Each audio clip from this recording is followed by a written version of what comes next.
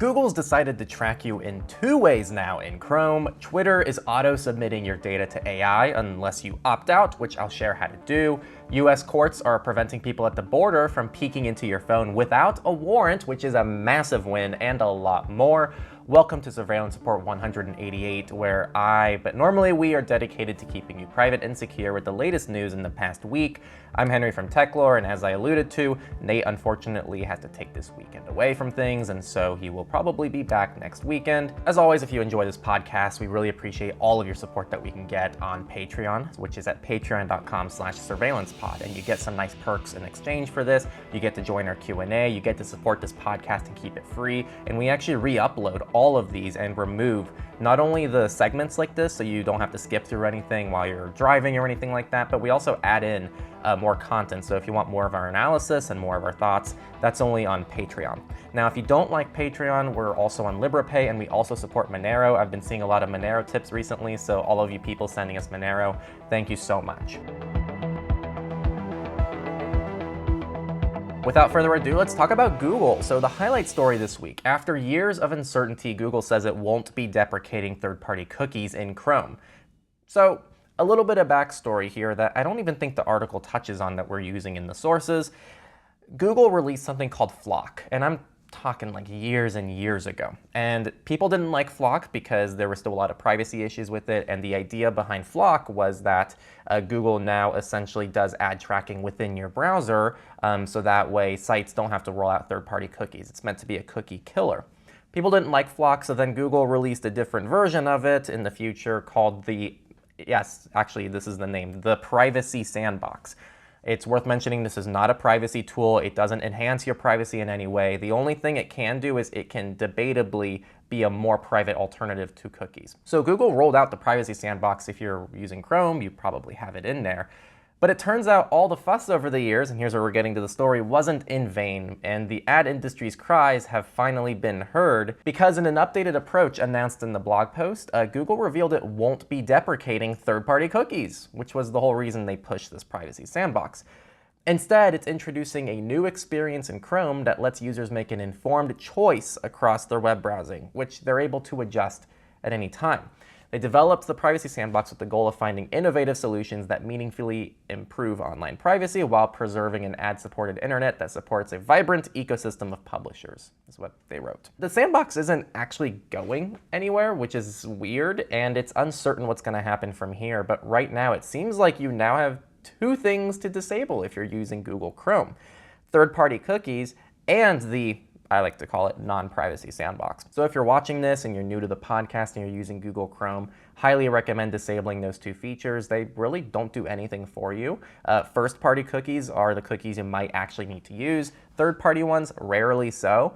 And this sandbox thing actually has no usability benefit whatsoever. So you can just disable those things if you can, and that's going to be a big privacy benefit. Or, newsflash, there are other browsers out there that just don't do this stuff by default. We normally have Brave, Firefox, Movad browser, Tor browser as like the common options that we bring up. All right, data breaches. So Greece's land registry agency breached in wave of 400 cyber attacks. And sneak preview, I'm not actually too mad about how they handled this. So the agency said hackers managed to compromise employee terminals and steal 1.2 gigabytes of data, corresponding to roughly 0.0006% of the total data held by the government organization. The stolen data reportedly does not contain any citizens' personal information, but primarily administrative documents. And most of those are not supposed to impact the registry's operations or anything major. The announcement mentions that the hackers attempted to create a malicious user to infiltrate the agency's central database, but they failed in doing that. On top of this, the database backups, which are done daily, were accessed, but they weren't able to exfiltrate the data to an external server because it was blocked.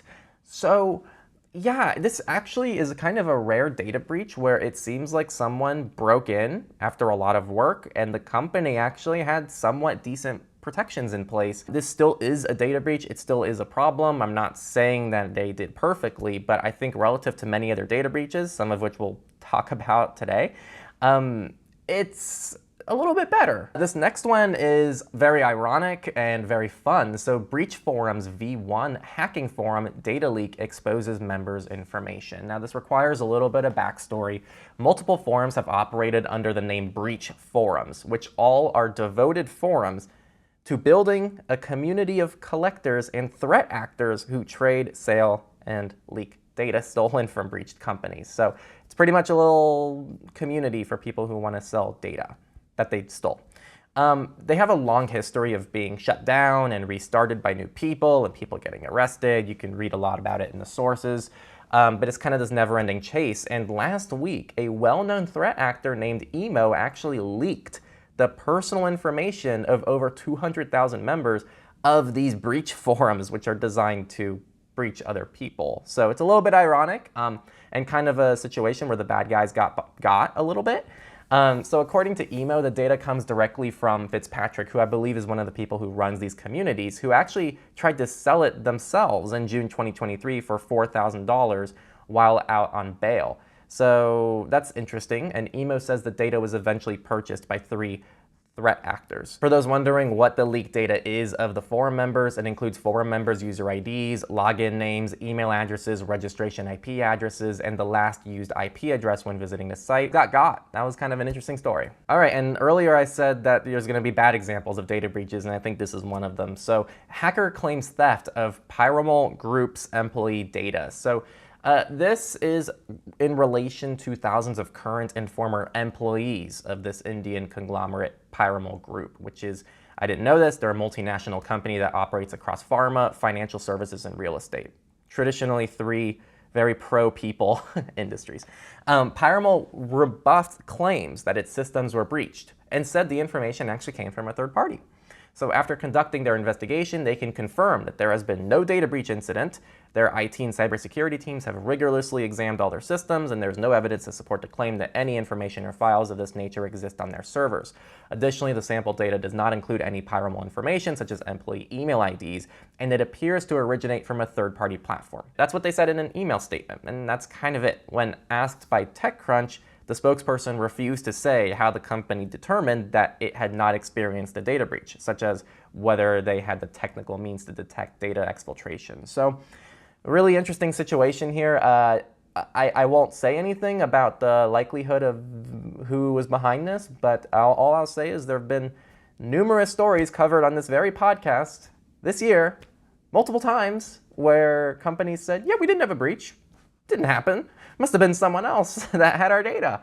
And then it turns out it actually was them that leaked the data. So I'm not saying that's what's happening here, but there's definitely a likelihood for it. And I guess we'll see as time goes on. So stay subscribed, and maybe we'll have an update on this as time goes on. The format we've been doing recently is we just do the top 3 data breaches, and then I kind of just do a very quick breakdown of the last several because they can go forever sometimes. So there's a data breach that exposes US spyware maker behind Windows, Mac, Android, and Chromebook malware. They're based out of Minnesota. They've been hacked, and it reveals thousands of devices around the world under its stealthy remote surveillance. And it's called Real-Time Spy and Spy Agent, if you're curious of looking into those yourself. The FBCS data breach impact now reaches 4.2 million people. As I alluded to earlier, either people deny a data breach or sometimes they really downplay the severity. So this is a debt collection agency, the Financial Business and Consumer Solutions. Originally, they said it was 1.9 million people affected. Then they upped it an additional 1.3 million and then 3.2 million.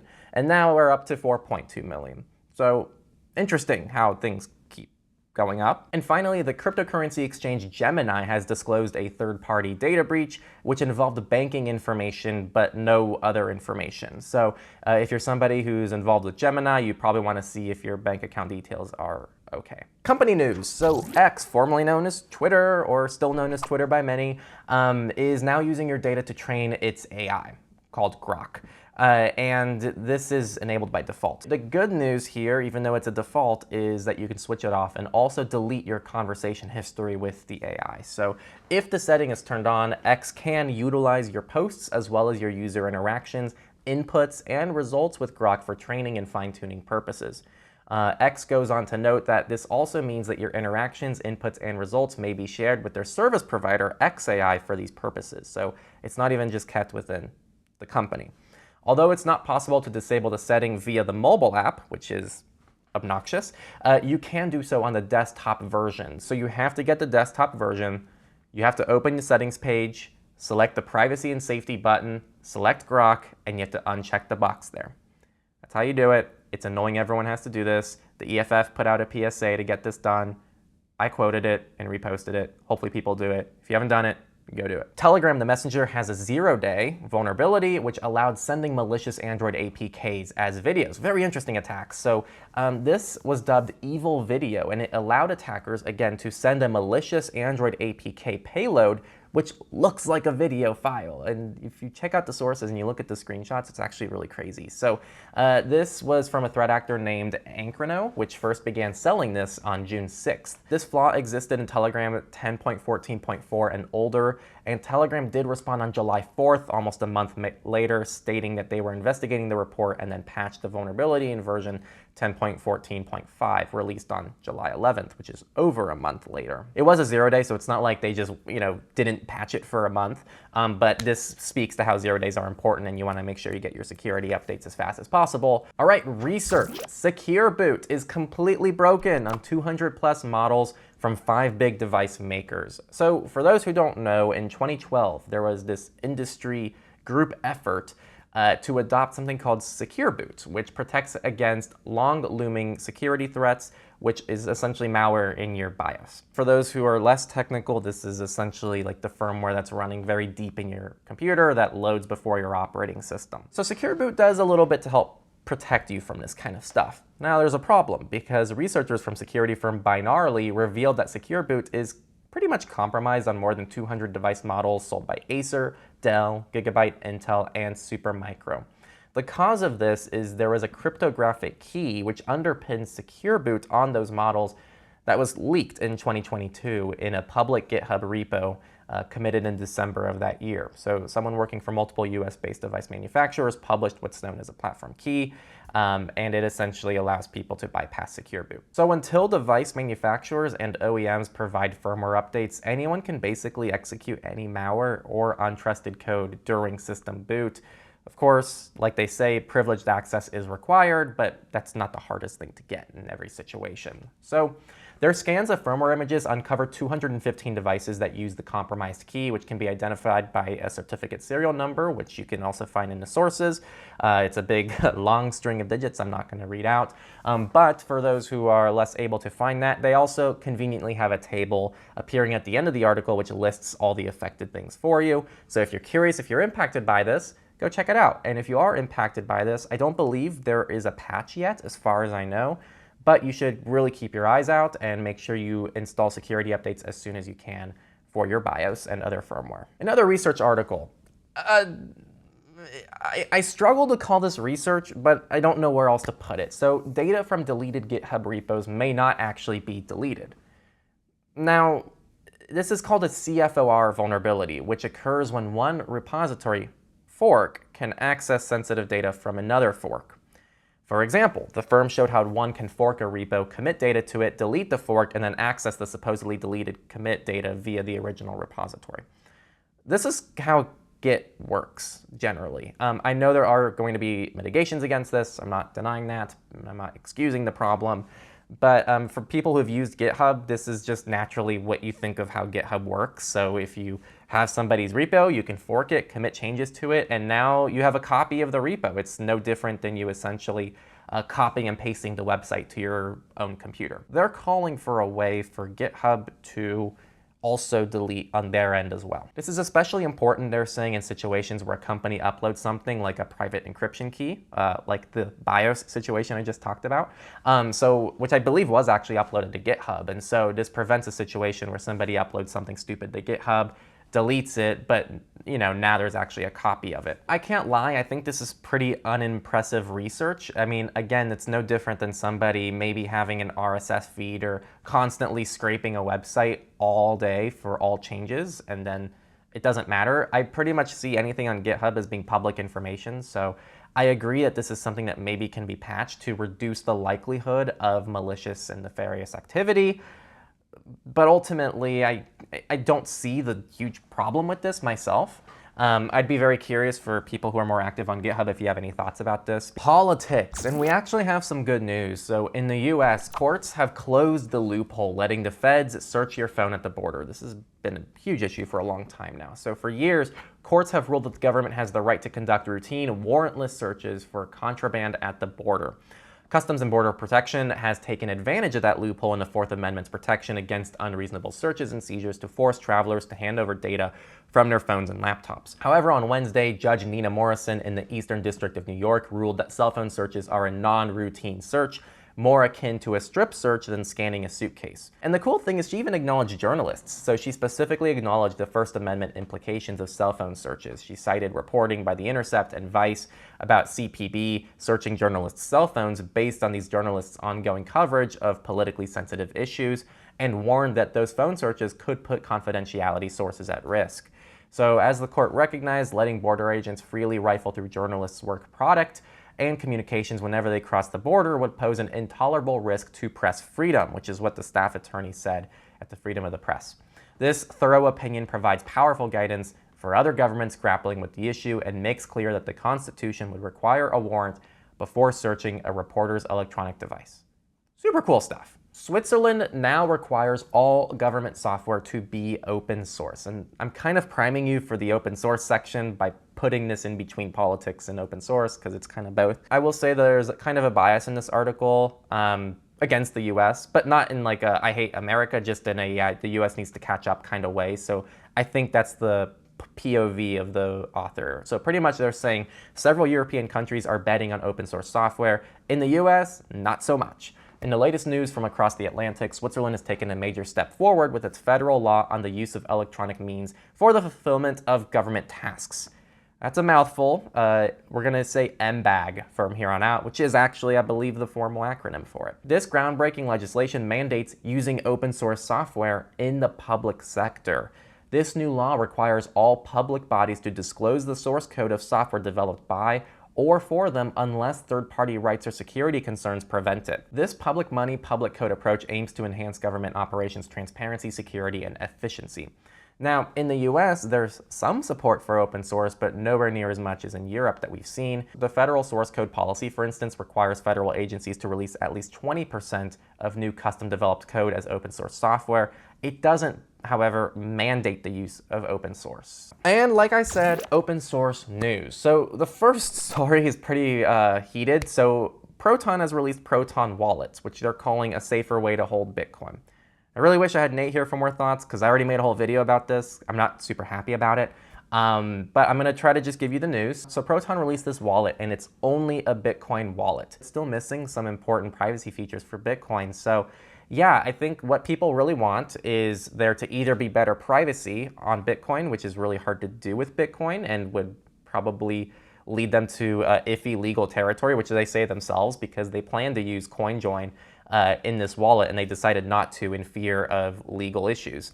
So I made a whole video about this if you want more of my takes, but essentially a lot of people really want them to release more cryptocurrencies. I really encourage people to watch for Seth's podcast, Opt Out, because he's going to have Andy Yen on his podcast to ask him a lot more things, and I'm sure Monero and privacy concerns are going to be a big part of the discussion. So make sure to check out Opt Out. I'll try to leave a link down in the description.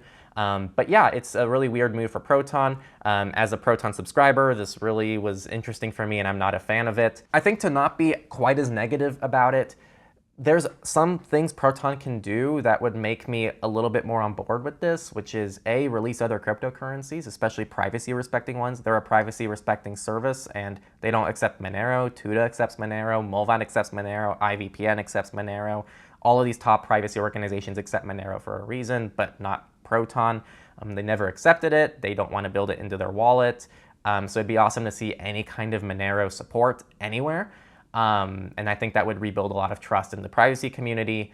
And it would be cool for them to roll out some more modern features for their Bitcoin wallet. I'd love to see silent payments. That'd be an awesome thing to include. I know they can't do CoinJoin for legal reasons, but that's the issue of picking Bitcoin for a privacy wallet in the first place. So another important detail is this is in some ways linked to your email alias. I don't know if that's a required thing yet, but essentially you should be able to send money to other Proton users through Bitcoin. And one nice thing about this that I have to say is it's better than what Signal tried to do, right? Signal tried to do their own proprietary mobile coin to send money between Signal users. At least Proton Wallet is not doing something and starting their own cryptocurrency just for sending money to other Proton users.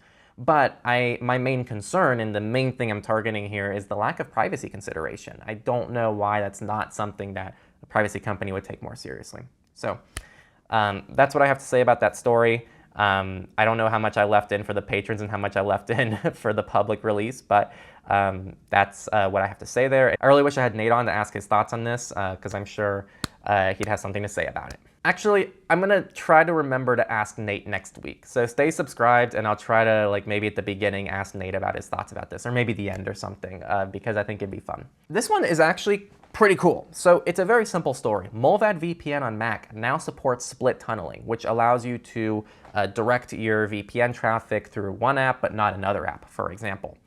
That's the whole story. Really cool. If you use Mullvad VPN, now you can split tunnel on Mac OS. Fantastic. Why I'm even more excited about this, though, is I have never heard of anyone pull off split tunneling on Mac OS. If anyone knows any other provider that's done this before, let me know. But the reason there's no safing for Mac OS, which, like the Safing's Portmaster, which is a firewall tool, the reason that doesn't exist is because I think they had issues with split tunneling on Mac OS. And I haven't seen any other VPN provider on macOS introduce split tunneling before. So if you know of one of them, let me know, but I think this is actually very unique. And since it's open source, it might inspire other people to introduce split tunneling, or at minimum, the competition of them introducing it will inspire others. So I'm excited for a lot of people to start implementing split tunneling on Mac. And finally, the Misfits. So a UK school has been reprimanded for unlawful use of facial recognition technology. So this is an English school, and it's using facial recognition technology without getting specific opt-in consent from students for processing their facial scans. So the school is Chelmer Valley High School, and they started using facial recognition tech for cashless lunch payments in March 2023, previously using fingerprinting since 2016. The facial recognition system was provided by a company called CRB Cunningham's. While schools are permitted to use this technology, they have to carry out a data protection impact assessment, or a DPIA, which the ICO says Chelmer Valley High School failed to do before introducing the new biometric technology. The school submitted a DPIA to the ICO in January of this year, nearly a year after it introduced facial recognition tech. So they've really been flying under the radar for a while. But on top of that, the ICO says that the school didn't even obtain clear permission to process students' facial scans. The school had sent a letter to parents informing them of its use of the tech, but it was presented as an opt-out program. If students didn't return a form explicitly stating they didn't want to participate, then they would automatically be opted in. And this runs contrary to some articles of the GDPR, which stipulates that clear affirmative action is required for consent. I'm gonna quote the people. They said, "We've taken action against this school to show introducing measures such as FRT should not be taken lightly, particularly when it involves children. We don't want this to deter other schools from embracing new technologies, but this must be done correctly with data protection at the forefront, championing trust, protecting children's privacy, and safeguarding their rights." Beautiful statement, no other words needed, and there's no response from the school yet. And that's the whole story. And that's it for the week. So again, Google decided to track you in 2 ways now, so be sure to check up on your browser settings if you're using Chrome. Twitter is auto-submitting your data to AI unless you opt out, which I shared how to do, and that's for people who still use Twitter. US courts are preventing people at the border from peeking into your phone without a warrant is a massive win. Again, if you like this podcast and you got value from it, Patreon is the best way to support us. It gives us a monthly way to keep this going. It helps us expand our production. It helps us pay extra people to help with our titles and thumbnails, which we've been doing. And we just can't do it without all of your support. So if you want to give back to this podcast, check us out at patreon.com/surveillancepod. There's also some perks there for you too that we really love to give. And if you don't like Patreon, which I know we get it, we're also on LibraPay, so you can just support us recurringly through LibraPay. I think recurringly is a word. And if you just want to do a one-off private transaction, we support Monero. That's something that we do have for all of you, and I've been seeing a lot of tips there, so thank you all for sending us that Monero. And the final thing I want to do, more of the free stuff for those who don't want to give us any money. I just want to thank you for listening. The links to all the stories are down in the description. And of course, like, share, rate, whatever you can do to get the word out about our podcast. We don't do any traditional marketing. We don't run ads or anything like that. And so if you're trying to get privacy and security to more people, definitely share along some stories here or share along the podcast with people you know. We deeply appreciate it. And we also have a clips channel where we have like some of the stories from this, but as segmented clips for all of you. So yeah, see you all next time on Surveillance Report.